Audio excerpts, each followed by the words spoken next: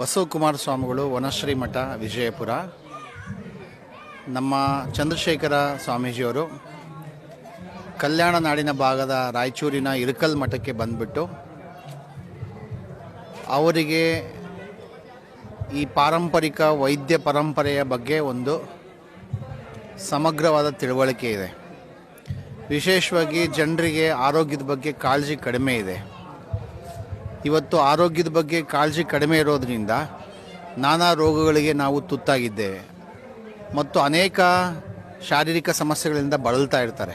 ಅಂಥವರಿಗೆ ಒಂದು ಆತ್ಮಸ್ಥೈರ್ಯ ಬರೋ ರೀತಿಯಲ್ಲಿ ಆ ರೋಗದ ನಿಜವಾದ ಸಮಸ್ಯೆಗಳು ಏನಿದೆ ಅದನ್ನು ತಮ್ಮ ಶಾರೀರಿಕ ಪ್ರತಿಭೆ ಏನು ಇದೆಯೋ ಅದನ್ನು ಗುರುತಿಸ್ಬಿಟ್ಟು ಅದಕ್ಕೆ ಅವ್ರದ್ದೇ ಆದಂಥ ಒಂದು ವಿಶೇಷ ಪದ್ಧತಿ ಇದೆ. ನನಗೆ ಸಾಮಾನ್ಯವಾಗಿ ಯಾವುದೋ ಒಂದು ಔಷಧಿಗಳನ್ನು ರೆಫರ್ ಮಾಡುವಂಥ ಒಂದು ವ್ಯವಸ್ಥೆ ಇದೆ.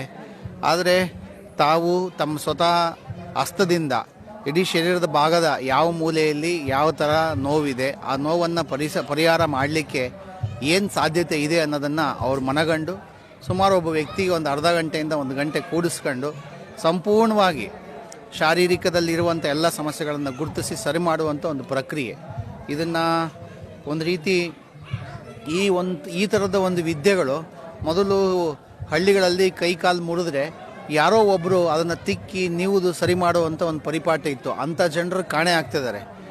ಅಂಥ ಜನರ ಕಾಣೆ ಆಗ್ತಿರೋಂಥ ಸಂದರ್ಭದಲ್ಲಿ ಇವರು ಒಂದು ಅಪರೂಪದ ಚಿಲುಮೆಯಾಗಿ ಎಲ್ಲ ಪ್ರತಿ ಹಳ್ಳಿಗಳು ಈಗ ಈ ಬೆಂಗಳೂರಲ್ಲಿ ಈ ಭಾಗದ 450 ಕಿಲೋಮೀಟ್ರ್ ದೂರದಲ್ಲಿರುವ ಈ ಸಣ್ಣ ಹಳ್ಳೀಲಿ ಬಂದು ಗ್ರಾಮೀಣ ಪ್ರದೇಶದ ಜನರಿಗೆ, ರೈತರಿಗೆ ಅವರ ಮೊಣಕಾಲು ನೋವು, ಮಂಡಿ ನೋವು, ಗ್ಯಾಸ್ಟ್ರಿಕ್ಕು, ಮೂಲವ್ಯಾಧಿ, ಕಣ್ಣಿನ ನೋವು, ಕಣ್ಣಿನ ಪರೆ, ಕೈ ನೋವು, ಸೊಂಟ ನೋವು, ಬೆನ್ನು ನೋವು, ಎಲ್ಲೆಲ್ಲಿ ಪಕ್ಕೆ ಎಲ್ಲ ಕಡೆಗೂ ಅವರು ನೀಟಾಗಿ ಅದು ಸ್ಪರ್ಶ ಮಾಡಿ ಈ ಕಡೆ ನೋವಿದೆ ಅದಕ್ಕೆ ಇದೇ ಥರ ಪರಿಹಾರ ಮಾಡಿ ಈ ಥರದ್ದೊಂದು ವ್ಯವಸ್ಥೆ ಮಾಡಿ ಅಂತ ತಕ್ಷಣ ಅವರು ಸರಿ ಮಾಡುವಂಥ ಒಂದು ವ್ಯವಸ್ಥೆಗೆ ನನಗೆ ಭಾಳ ಇಷ್ಟ ಆಯಿತು.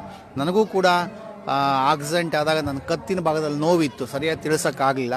ಅವರು ಕತ್ತಿ ಭಾಗಕ್ಕೆ ಒಂದು ಟವಲನ್ನು ಕಟ್ಟಿ ಕಾಲನ್ನು ಬಿಗಿಯಾಗಿ ಹಿಡಿದು ಎಳೆದು ಇಲ್ಲಿ ನನ್ನ ಏನು ತೆಗಿತಾರೆ ಇದನ್ನು ಲಟಿಕೆ ತೆಗೆದು ಸರಿ ಮಾಡುವಂಥ ಒಂದು ಪದ್ಧತಿ ಇದು ಬೇಕು. ಏಕೆಂದರೆ ಶರೀರದ ಭಾಗಗಳಲ್ಲಿ ಯಾವ್ಯಾವ ಮೂಳೆಗಳು ಯಾವ್ಯಾವ ಕಡೆ ಜಾಯಿಂಟ್ ಇದೆ ಅನ್ನೋದನ್ನು ಗುರ್ತಿಸೋದು ನಮಗೆ ಗೊತ್ತಿರೋಂಗಿಲ್ಲ. ಈಗ ನಮ್ಮದೇ ಆದಂಥ ಒಂದು ಯೋಗ ಪದ್ಧತಿಯಲ್ಲಿ ನಾವು ಹೋಗ್ತಾ ಇರ್ತೀವಿ.